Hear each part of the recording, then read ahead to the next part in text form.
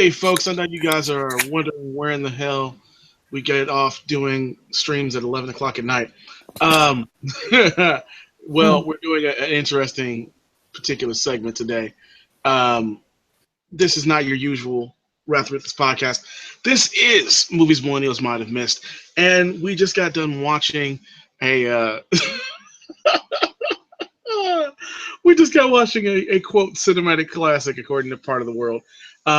Not all of the world, though. And of course, I don't do this show alone. So, welcoming back the wonderful, talented. Fuck all that bullshit. Welcome back, my favorite co-host, Brittany. How you doing? Of course, you would say, forget all of that. You know, you never let me be great. You never let me be great. But I'm doing well. I mean, as well as I can be after you made me watch that film that's making me question my life and my purpose and, you know, how I'm going to get those 2 hours back, what I could have been doing in those 2 hours. I mean, I don't know. Yeah, but it's not like I assigned you 2 hours to watch and didn't watch it with you. We endured that together. Very true. Very true. I mean, but that's almost like tantamount to somebody being like, oh, okay, it's not like, you know, you got your butt kicked by yourself. I was beat too. It's like, it really doesn't matter. We still both suffered, you know? So like, ugh, crazy. So, folks, I know you're wondering, like, why do you guys not like 9.5 weeks? I always hear great things about it. That is, oddly enough, part of the problem. Listen, you people. spend your time as an adult being told of how good certain movies are. And we endeavored to go back and find out if that was actually true. In this particular case, we watched 9.5 weeks. Now, there is technically an ulterior motive. I would love to make a remake to this movie, and Brittany now knows exactly why I would love to make a remake to this movie. And so, of course, I won't be telling you that information. However, we will be talking about this film that even I, as a teen, when I first saw it, because I'd seen it popped on like HBO one time. When I saw it, didn't understand how it was a movie. And clearly most of America, at least, felt the same way. To kind of give you a little backstory before we really kind of get into this film, so that you all are not entirely behind. 9.5 Weeks is based on a 1978 memoir by Austrian-American author Ingeborg Day, and it's, of course, by the same name. It stars Kim Basinger as Elizabeth McCraw, even though you rarely hear her last name, and Mickey Rourke as John Gray, even though you rarely hear his last name. Elizabeth is a New York City kind of art gallery employee, though they don't really tell you what her job is. She kind of flirts between being truly in charge of everything and being kind of just another person in the office a lot.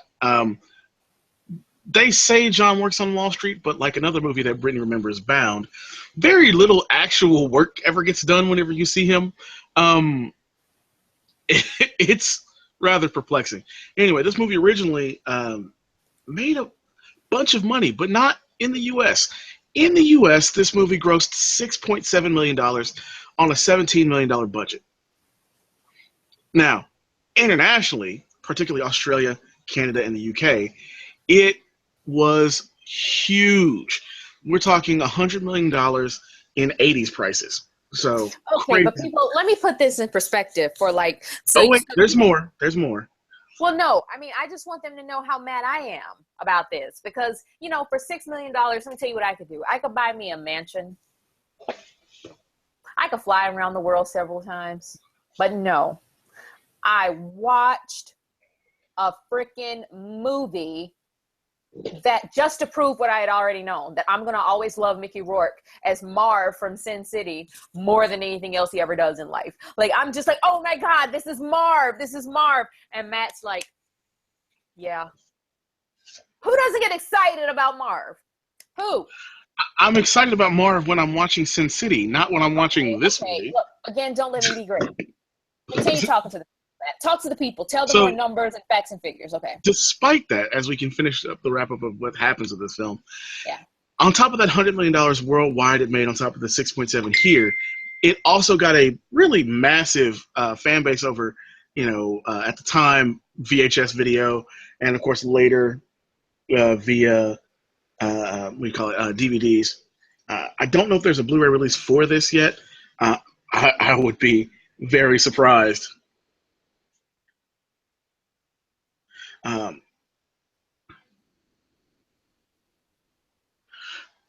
and here's the thing that, and this will set Brittany off entirely.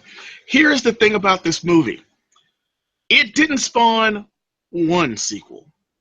No, no, no. This movie got such a cult following after its release, and it, like, again, bombing in the box office, 6.7 on a $17 million budget in the U.S. It spawned a direct-to-video sequel called Another 9.5 Weeks. A full, and this, remember, the film was completed in 1984, but they didn't release it until 1986. So 11 years later, we get Another 9.5 Weeks. 11 years later, 1997. And a year after that, Another 9.5 Weeks was so good that they made a direct-to-video prequel called The First 9.5 Weeks in 1998. Now, I was thinking, what in the hell made this movie? Because you guys don't seem to like it. What made this movie so prolific? Well, it had a decent pedigree. You've got Zalman King as one of the producers. You've got it directed by Adrian Lyne. You've got, Kim Basinger. You've got Mickey Rourke. And for you folks that are, again, this is Millennials, movies Millennials might have missed. For you folks, this is Kim Basinger before Batman. So, you're getting a very young Kim Basinger really kind of coming into her own. This is peak Mickey Rourke showing off his, leading man potential. And this movie, one, is too long. There's a lot of stuff that we're going to talk about in this that has to do with the fact that this movie is way too long. It has too many scenes that lead to absolutely nothing and serve no purpose. But all of this stuff gives this movie a kind of a pedigree that should say, yeah, you've got a lot of, and when you watch it, you'll see a lot of actors and actresses that you go, oh man, I remember them from this other thing. I remember them from that other thing. There's a Chinese actor, and I always forget his name, who plays the kind of guy at the counter in one of these Chinatown shops that they go into. And he's Uncle Benny in Lethal Weapon 4. But anyway, he's in there. And then there's these random appearances by actors who will later become important acting-wise after this movie. But it's so stupid. Like, when you look at, they have a parody for the film called 9.5 Ninjas that came out in 1991. They have, the sequel, for some reason, brought back Mickey Rourke in the 90s. I'll say this again. They brought back Mickey Rourke in the 90s after the plastic surgery. Okay. The music was the music was good, but most of the music is bad. So you've got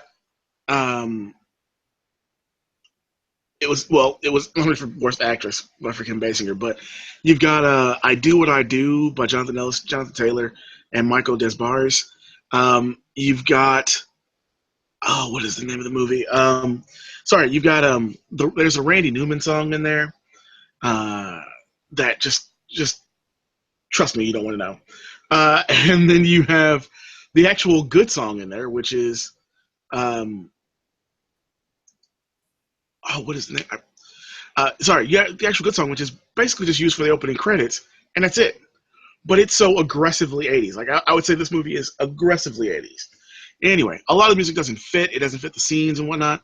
So let's kind of get into this and really kind of get this going. Obviously, we know you don't like the movie, Brittany, so let's just open up with your general thoughts. I told you my general thoughts. The movie was a waste of time. And let me just tell you why it was a waste of time, though. I'll elaborate on this. Okay. Basically, there is no storyline whatsoever to follow. I mean, I'm one of these people. I am very ADD. I get it. I mean, something has to catch me within the first 10 minutes or I'm not loving it. I mean, and the other movie that happened to me with this badly was maybe American Hustle. I mean, I can't, I can't get into something. If you don't grab me immediately or give me a sense of, like, make me feel like there's a sense of urgency, I have to know what's happening, I'm already out. This movie is so slow. You don't even see anything that lets you, I guess, lets you know that it's about to be some kind of love story or sick, twisted relationship that they're going to have until you're about 40 minutes in. So about 40 minutes in is when you get any kind of sense. And you know what's so crazy is that I watched this movie, and this is the first time I've ever had it happen to me where I watch a movie this long and I still have no freaking clue what the people do for a living. All I know is that they just sat behind desks, and then they were like in a museum, and then she's looking at, you know, a bunch of like slides, and she's looking at paintings, and then telling, you know, the curator what color the wall should be. I see nothing else though. I mean, absolutely nothing to let me know, oh, she's a curator, because I don't know even if that's what she is. And then I see nothing with him. Oh, he's a Wall Street guy. Oh, he's an architect. Oh, you know, he's this, blah, blah, blah. None of that, okay? So that's the second reason all of this is dumb, okay? Like the third reason, or just, you know, if I'm losing track of my numbering system, who cares? Numbers are irrelevant right now. This movie doesn't care about your numbering system. This movie doesn't care about anything. It didn't care about anything. It didn't even care enough to tell me what jobs the people had, so screw this movie. The other thing that bothered me about it was, you're watching it, okay? And there are just these really, really, really weird moments where you get a feeling that, oh my God, this might be the scene that reveals to me who this character is. This might be the scene that tells me that this character is someone I can relate to, or not even relate to. This character is someone who I can know what their deal is. Put it like that. You get these little small moments, and they do little things that are just kind of like, okay, wow, that's really ambitious. That's really exhibitionist. What are you doing here? But I'm interested because you kept my attention for a few minutes.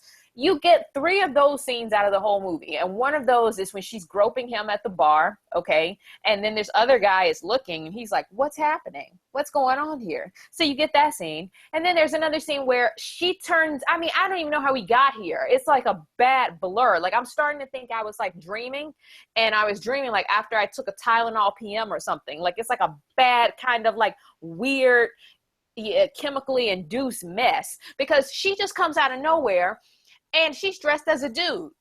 And it's like, what? And then he's interacting with her like she's a guy. But then I'm watching it and I'm like, hey, maybe she should have been in disguise the whole time, because I like you better in disguise. And then I'm like, but I shouldn't say that because I already don't know who you are. Why should I like you in a disguise and I don't know who you are? Like, there's just to be fair, much weirdness going on. To be entirely fair to that section of the movie, like, I kind of like the idea of, like, he takes what she says at the bar, that she wouldn't mind being one of the guys, and goes so far as to just like get that stuff. Okay, but you know what? That's not the way the scene transitioned from that. I'm going to tell you, I didn't even know that that's what the scene was actually trying to do, is like take that statement and make it a reality. Because the way it happens, it looks so like she goes and shot. buys the stuff. It doesn't look like he bought it for her. No, it looks like it's the next day. It's so badly shot. It looks like it's the next day or something. And it's like, oh, okay, so now they're just role playing. Okay. Like, that's what it looks like. It doesn't look like this is something like, oh, hey, remember that joke? It doesn't look like it's a nod to the joke or the scene before it. It just looks like something completely new that they're pulling, because the movie's that slow. The pace is that awful. And they've got all of these weird, like, complexes and scenes with food and whatnot. And it's just like, oh my gosh. I mean, she bites a jalapeno pepper and I'm like, dude, you knew the pepper was going to be hot. Do you have to act like that? Like, this is just really ridiculous. And then she's eating. They're eating let's cherries talk about that scene. out of a bowl, like cherries, like just eating cherries out of a bowl. When have you ever seen anybody besides a toddler that just eats like maraschino cherries out of a bowl? Like, when have you ever seen that crap? Well, and let's talk about that scene, because it is famous. The food scene is famous. And yet, over and over again, and Brittany will attest to this, I kept reminding her that they call this an erotic thriller. Yeah. That it's a romantic drama. He reminded me so much. But nothing... Erotic thriller and erotic thriller was about to become a phrase that was going to traumatize me, because I'm like, okay, I get it, but it still sucks. You're associating it with the most horrible movie, to where I'm just going to be so, oh my God, it was so awful. I was saying it not because I believe that. I was saying it No, I because know why you this were is what saying they it. were I'm just saying pointing it at. that's what it was doing. Like it was making me have some kind of weird word association and a complex that was probably going to make me, if you hit someone, you always say the word three. Every time you hit them, they're traumatized, so they don't like to hear the word three. So every time the word three is said, they're like, oh, that's what you were going to do with the phrase erotic thriller. I was going to be like, oh, every single time, because I was going to be like, oh my God, like I'm in such a traumatic state right now. And you keep saying that phrase to me as if it's going to make me like, I know what you were doing, but I'm just like, please stop. I don't want to be allergic to the words erotic and thriller. I got an adult life to live. So this food scene here that, like I said, is famous. There are a couple things that particularly about it bother me. One, yes, they just kind of have random foods, including honey at the end, which is just anybody who has done anything at all with honey knows that that's a bad idea, especially where they put it. But it's not played erotic. It's played like two children in front of a refrigerator just eating stuff. And he's really just like feeding her random things. There's no theme to stuff. If you wanted it to be erotic, you shouldn't have put the jalapeno pepper in. She then like drinks milk as if she's never drank from a bottle before. Uh, and I can remember people telling, if you've seen the Hot Shots movies, folks will know that they make fun of this scene in Hot Shots. And including the ice scene before it, where, and just to give a quick shout out to Charlie Sheen for this is hilarious. Instead of using ice on, I forget the woman who's in the movie, but instead of using ice, he lays down 2 strips of bacon on his stomach and start cooking, and he starts adding an egg. They just go insane with it because this movie isn't too far off. We have scenes where it doesn't make sense for them to act like this. Like the initial meeting, the creepiest meeting I have seen in cinema in a while. Brady, what do you think about that first moment? Like, I saw you looking at me. What? I thought what every woman thinks when a man says that they've been watching them or that they're, watching you do some mundane thing. I'm like, run, bro. Please run. Run. Get the hell out of there now. Run away from him. I mean, it was crazy. Like he doesn't show up in a, oh, I want to, hey, how you doing? I'm this guy. Nice to meet you. He just straight up says, I saw you looking at me. From nowhere, he just appears off to the side of her saying this, and you're just like, what the fuck is going on? Oh, the MCA has arrived, apparently to slip into your DMs. I know that's not for me, Brittany. Oh, they've arrived? Your fan club has arrived. Oh my gosh. Hi. But yeah, no, I'm getting to be great, guys. Love you. No, like like everything about his initial actions are creepy. He buys the scarf that she didn't buy. Like when she's out with her friend waiting to catch a cab after the first chance meeting, like he starts showing up randomly places she is. You're just like, this is not a okay situation. You're a stalker, bro. You're a complete stalker.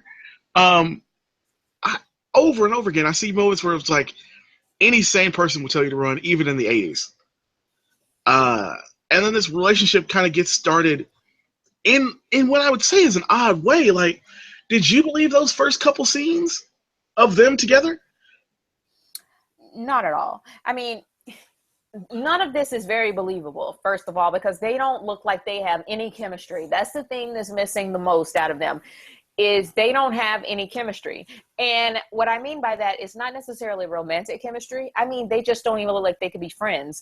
And she has such a Kim Basinger in this movie. I mean, this just might be her face also. She has a very expressionless face to me sometimes. I mean, so I remember watching her at 8 Mile, and I remember she was getting mad, and I'm like, okay, are you angry now? Is this what's happening? Because she doesn't do well with emotions and expression. So watching her in this was very weird because it seemed like you couldn't tell if she was enjoying his company, if she was confused by him, if she felt like she was annoyed by him, or if she just wanted to leave. I mean, there were some times when she would like literally be screaming, "No, I don't want this." And she would still be staying there. And her face would not say, "No, I don't want this." So, I mean, it's a very weird dynamic of a film. I think that the only reason it was so popular is probably because people in the 80s heard that, wow, there are going to be some sexual things in this movie, because there are some sexual things in the movie. There are going to be a lot of sexual things in this movie that haven't been done in film before. So come see this because you need to see this. So I think people were motivated by curiosity. I'm watching this film and I don't even know what kind of trailer they could have made that would have made people actually say, we have to see this right now. Oh, well, now, folks, we're going to let Brittany see the trailer in time to talk about it on the Wrath of Ruthless this week.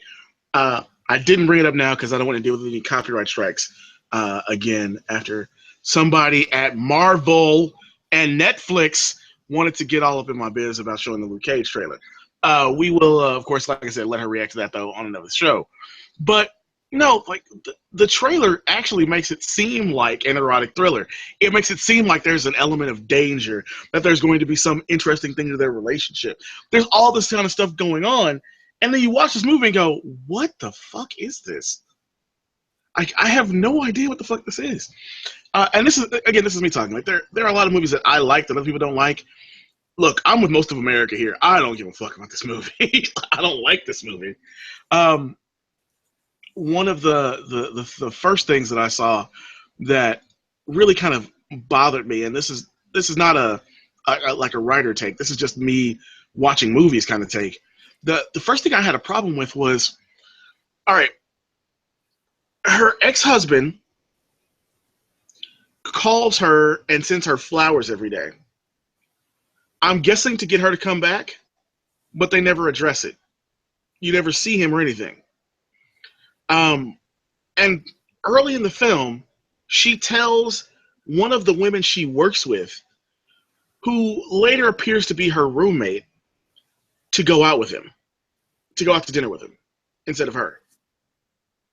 Now, is that something you ladies do? Because that just seemed entirely off the wall to me. And in this movie, made so little sense. Brittany? I mean, you're asking me, like, I thought this was more of a rhetorical question because that's not anything I would do. You would do? Like, what? That's not any. I thought that was a rhetorical question because that's not something I would do. I have a very strict rule. Like, I do not want my friends dating anybody that I've dated before. Like, it's that simple. I mean, it's that simple. I don't want you going there. I mean, if it happens, let's just say there's a scenario where it's not, I could say, okay, life happens. You can't be controlling of people like that. Okay. So let's say, you know, I'm not in the picture and years have gone by, like 5+ years. Okay. And then for some reason, these two people are brought together, you know, on their own volition, and it's, you know, completely outside of me.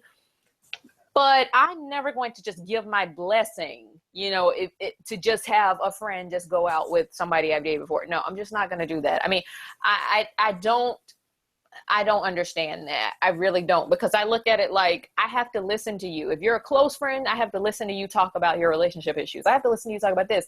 And I can't win that battle, because if you're talking about how good he is to you, I'm going to call BS. If you're talking about how awful he is to you, I'm going to call BS, because, well, I'm going to call I'm going to be like, okay, well, you can't be shocked by it. That's why I would call BS on that. Because I'm like, girl, I told you what the deal was. Like, that's why we aren't together. He's no prize. If he were a keeper, I would have kept him.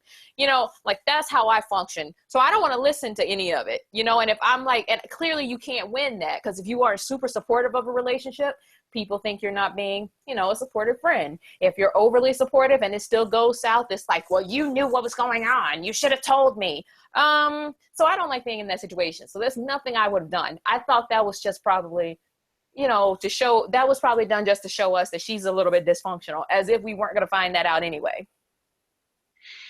Oh yeah. And you know, even the way that they get together, like, and I know to a certain degree you had to like a part of the scene where they're eating pasta at the Italian restaurant. He's talking about all the mobsters that got killed there. Like, he's not telling interesting stories about it. He's just like relaying it as if it were a news tale. There's like, this is a 2 hour long movie that has, and I counted 30 scenes that I said, why is this in the movie? Like, it doesn't explore the relationship. It doesn't make you like learn anything new about their individual characters. They're just there. And sometimes they're together. The like I could almost buy the Italian restaurant, date moment, but after it, they go to a random place together to go talk and possibly have sex, where they, one, don't have sex, two, he becomes even more creepy by saying, I can't believe you came all the way out here with me. There are no cabs that come out here. No one would even know if something happened to you. And she's like, I want to go home. So there's no payoff for that. And three, it doesn't come up again. Like nothing, they don't go out to do these things in public like this, where he's oddly charming. Like there's nothing oddly charming about any of these scenes. It just makes him look like more of a creep. And I don't have a thing for that. Like Mickey Rourke, I think, is at the time in the 80s is very much what you would want in a leading man. I think everything about the way he goes about the scene, makes a lot of sense for what they want. Like I think he's a really good actor in that regard. But they have him doing this character that no one should like, that no one should want to talk to in a long-term basis.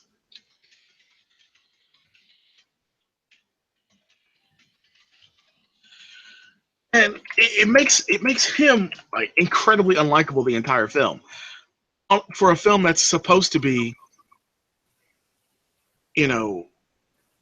something for everyone to, something for us to attach to, like mentioned, attached to wanting to be Mickey Rourke with Kim Basinger, things of that nature, and it doesn't work. It just doesn't work. I did want to talk about though, sort of towards the end of the film. Mm-hmm.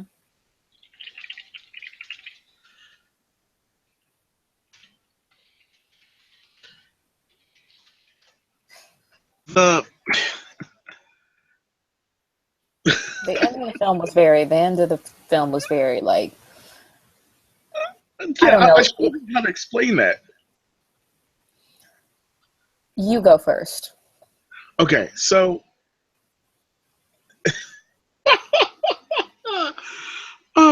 so they have this moment where she again dresses as a man, and they go out, and they get harassed by a bunch of guys in the car that think that they're two gay men. How, I don't know, because it's dark on the street, and that's the other thing. There are people seeing light where there's just no light throughout this entire film. But they get to this point where these guys kind of harass them. She picks up a knife that one of them drops and stabs one of the guys in the butt after, like, the other guy runs off after he sees her with the knife. And then they have sex in an alley. Not even alley. They have sex in a stairwell, that comes off of the alley they were in, as the dirty rainwater pours out of a gutter on top of the two of them. At this moment, I'm going, what the fuck am I watching? That's followed, because there's stuff in there that's not unimportant. That's followed by a scene where she is made to crawl across the floor, and it's another one of those, Brittany, you talked about this. I forgot what. Where how her face is so expressionless. When she's crawling across the floor, you have that moment where it's like, what the she's mad? Is she mad? Does she not want to do this? I can't tell if she doesn't want to do this or not. And then she's like, no, I don't want the money. I don't want to do this. And she gets angry, and kind of like, hits at him and whatnot.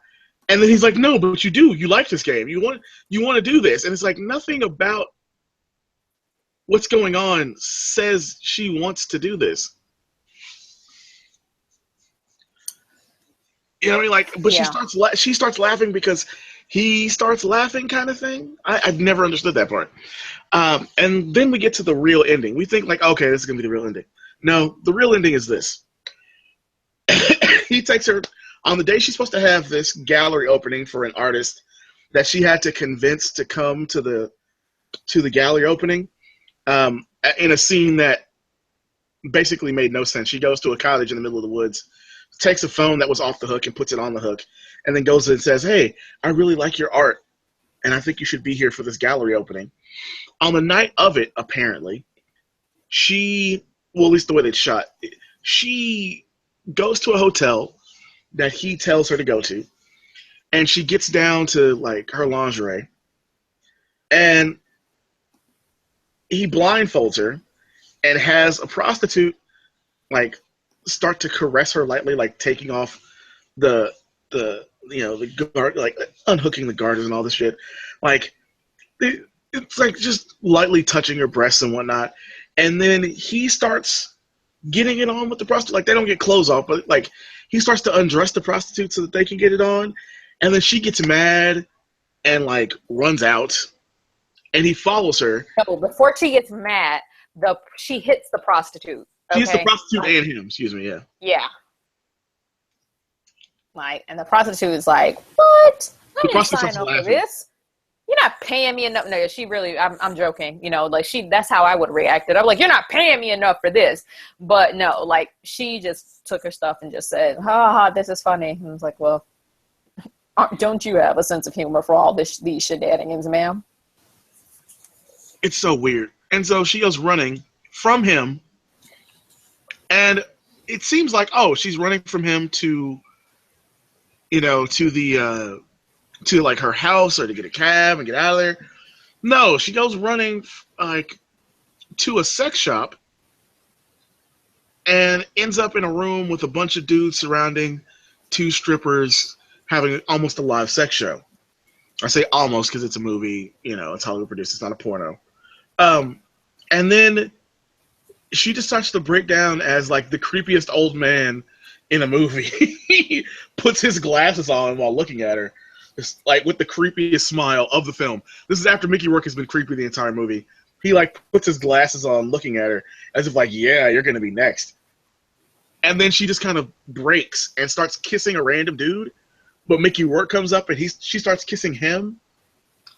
And then the scene is over and you can't tell if it's the same night or the next night. Brittany, I don't know what you think. Was it the same night or next night? What do you think? I don't know. This movie's a head trip. I don't know. So, to be honest, by this time I probably stopped caring. So either the same night or the next night, she's at the gallery opening, and the gallery opening causes her to have a mental breakdown. Why, we don't actually know. She keeps having these moments where she's staring at the artist who did come to the opening, and she's kind of starting to cry but not crying. People are asking her to do stuff. The rest of the people that she works with are doing things for the opening. Again, that friend that's dating her ex-husband is there. The friend who's a coworker, who's a roommate that's dating her ex-husband, that's way too much stuff, is there. But she starts having a breakdown underneath the stairs. The next day, she has even more of a breakdown when the ex-husband comes to pick up the friend, because the friend who's a coworker and her roommate is not only like just having sex with her ex-husband, she's straight up dating him kind of seriously. But the ex-husband sees her and is staring up at her because her office is upstairs for some reason. He's staring up at her with this look like, why didn't you answer my phone calls? Why didn't you ever call me back? Like, I don't want to do this. Yet he's clearly happily going off with this other woman. And then she ends up, of course, calling our creepy dude that won, I don't know, and is in his bed the next day, and she's just kind of I think it's her realizing that it's a bad relationship, but it could just be anything. She just gets up, she walks over to the mirror, that is the door, closet door, and pulls out clothes that don't look like hers, and just starts half crying again. I don't. And then she goes out and he starts talking to her. I got 5 brothers. I'm the youngest, and my dad, he worked in a quarry, and my mom, she was a checkout girl at a grocery store. They're retired now. I take care of them. And she just says it's too late. I want you to know there were a bunch of other girls. Like there was a lot of them, but I never felt for them like I felt like about you. What? It's the weirdest confessional ending. This movie ends with his confession that he's in love with her. And she's basically saying, we should have stopped this a long time ago. Like, this was bad for both of us. And walking and leaving and saying somebody else is going to come get her stuff. Like, this movie ends with that ridiculousness. And then it just ends with him like, I want you to come, talking to nothing, talking to a closed door. I want you to come back. I hope you come back by the time I get to 50. And she just keeps walking away. She's down the street. She's around the corner. She's up the next street. She's in another area of town. And it's like, dude, if you liked her this much, why didn't you just go outside and go after her and say, like you have been, no, we can't be over. This is it. We can't be, we have to be together. The end of this movie, there's a movie I hate. There's a movie I hate so much that I refuse to watch it. I was forced to watch it for a girl many years ago. And if anyone tries to make me watch it, those are fighting words and end of the relationship words. That movie is The Notebook. This is worse than The Notebook.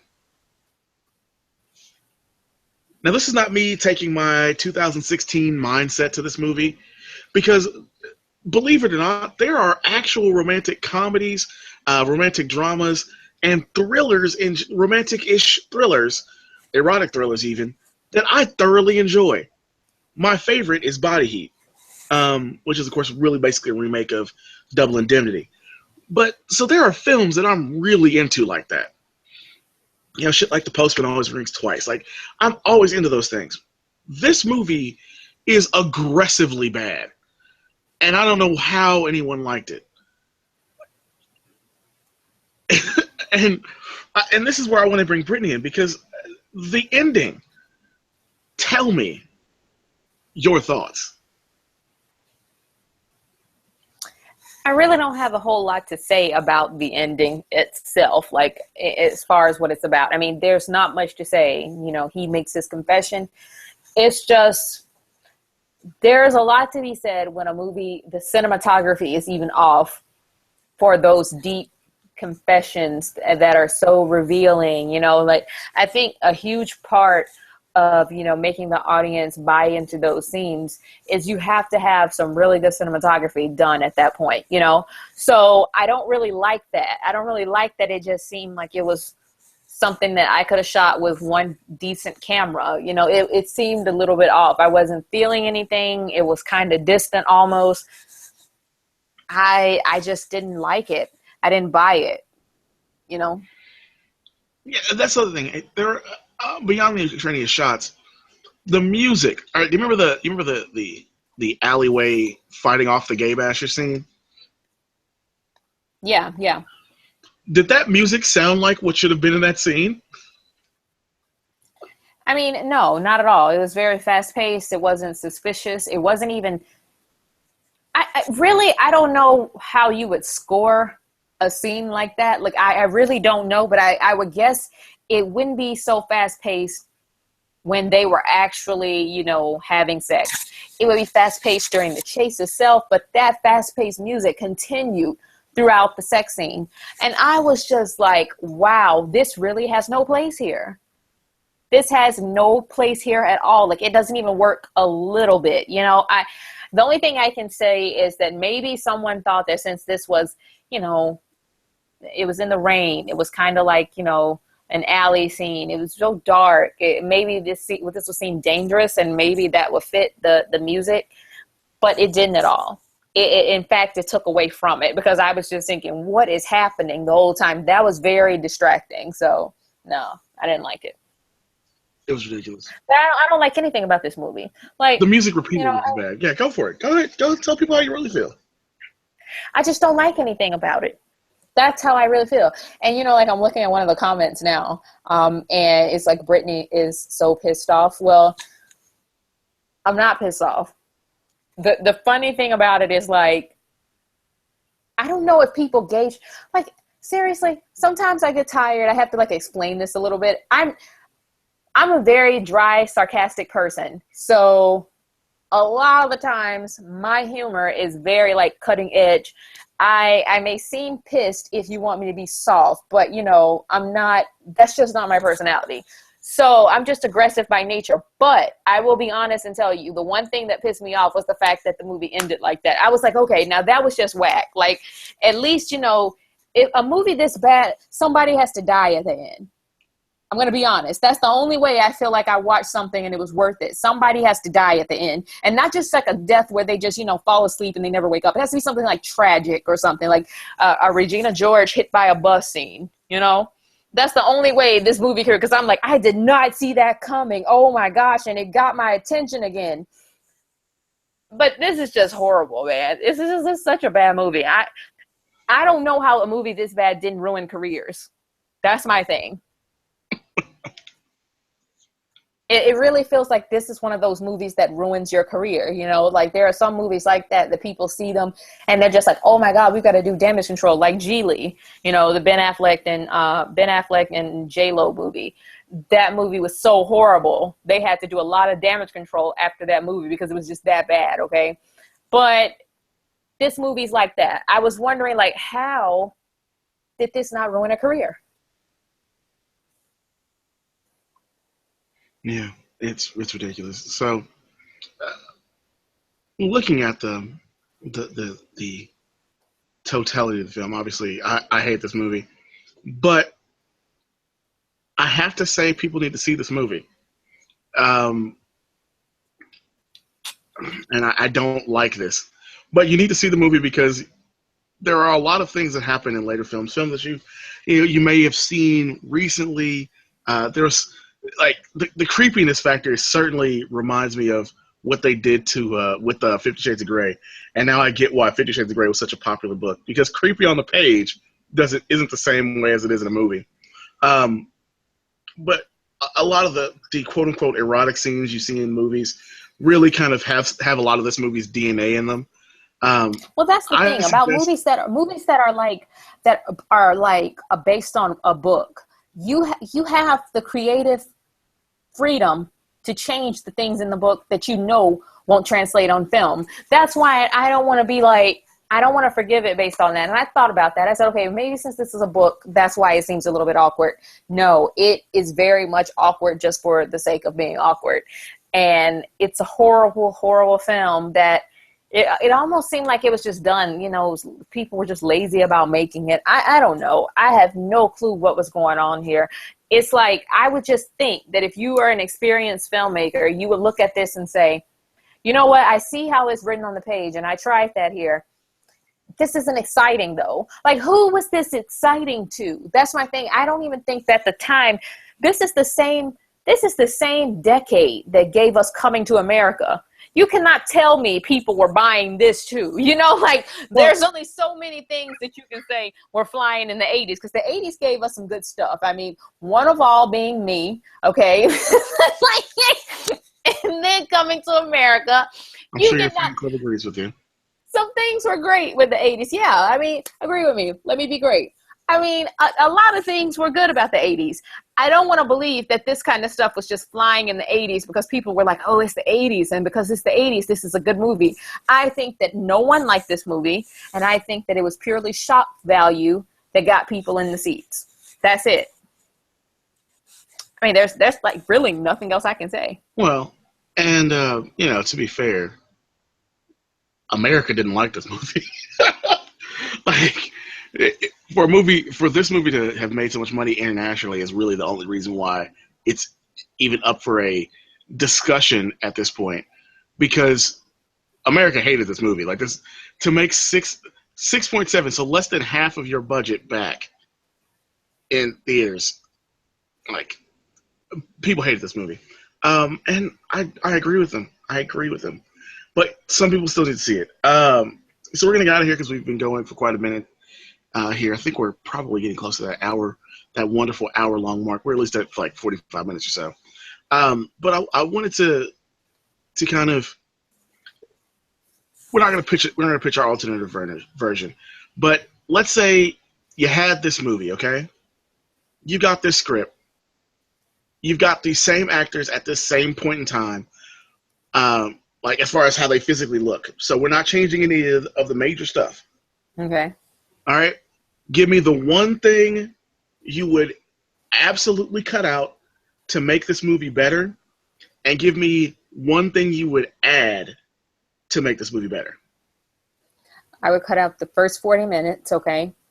And then I would probably, in lieu of that 40 minutes, I would probably just, give the audience maybe a 10 to 20 minutes, somewhere around there. So the movie would then be around 80, 90 minutes long, like it should have been. But just a 10 to 20 minute scene, or set of scenes, that would give the audience a chance to see what their lives are like. Because the characters, there was no real character development. These were very much static characters. They didn't move. They were very much one-dimensional. I mean, I think that character development goes a long way. Sometimes I'll sit and watch a movie that I know is horrible, or a show that I may not really like, because I want to see what happens to a particular character. I had none of that here. None of that. No desire to know them. None of it. So I definitely would have liked that. Okay. All right. Well, I'll do the same. The number one thing that I would cut out is actually similar to yours. Like the entire ex-husband plus best friend, coworker, roommate scenes, like entirely, because it doesn't help the movie. No. And so that gets me like 20 to 30 minutes back, depending on what you consider a scene about them. And what I would add in instead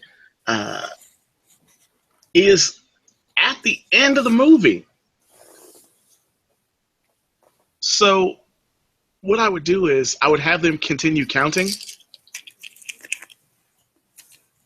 and I would have him like this is perfect. I would have him continue counting, and he would get to 20. And we've been doing all this intersplicing of scenes. It would go a lot faster with the counting, because Brittany will tell you the counting was like the longest 1 to 2 I've ever heard in my entire life. But I would have him at like 20 run outside and go after her, and he would keep counting as he's running, and he wouldn't run into her. What would happen is she would get into a cab and drive off to go back to whatever she wants her life to be going forward. But he would end up being like out of breath, looking around, wanting to basically go buy a water or a soda or something, and seeing another woman that he wants to be with, just based on sight, right then. And that would be the end of the movie. Credits right there. Okay. Because I feel like if you're gonna do the he hasn't changed part of it, like he was starting to do it but he lost her, I feel like he has to go back into his element of, well, she's gone on to the next one. But see, then you enter, like, if they had done that at the end, if they had probably, given you some kind of inclination that he hadn't changed by showing you him looking at someone else, I think that would have taken away from the movie still at that point. Like, the damage had been done with him. I would have been like, okay, so now he has a personality. Now we can infer things about him. Now we know something about him. And that's that he's going to go be with her. Like, that's just lazy filmmaking. You get creative at the end. That would have been the thing. if they had done what you're saying at the end only, not incorporated all the other changes you mentioned, if they had just added the ending you mentioned. I mean, I'm just thinking that about that and just saying how that would work. And I'm like, yeah, that wouldn't have even made a difference for me as far as the ending. And it's interesting. Yeah, and so, but the reason you do that is because it shows, well, maybe the other, because he talks about all the other girls out there.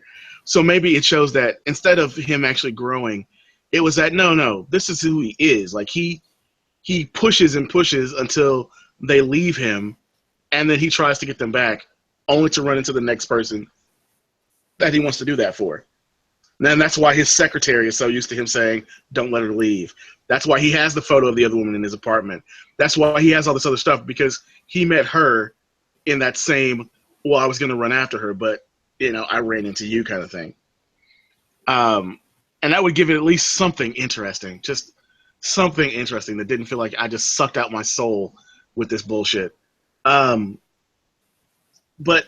I will tell you folks this, the thought I have that Brittany and I will probably work on here soon, is a very interesting take on a remake to this. Something that is not expected and definitely is far better written. But for now, we're going to get out of here. Like I said, it's been about an hour, but we wanted to get this up. We're going to do, I think we're going to do, to let folks know, since it is a very interesting film now with this as a as a lens to view it through again. I think we're going to rewatch Bound so we can properly do the review on that one. Oh God. I can't take it. I really can't take it. Like, there has to be Do you hear how a badly good she hates this movie movie? out there. There Like, are I good just movies out can't there. take it.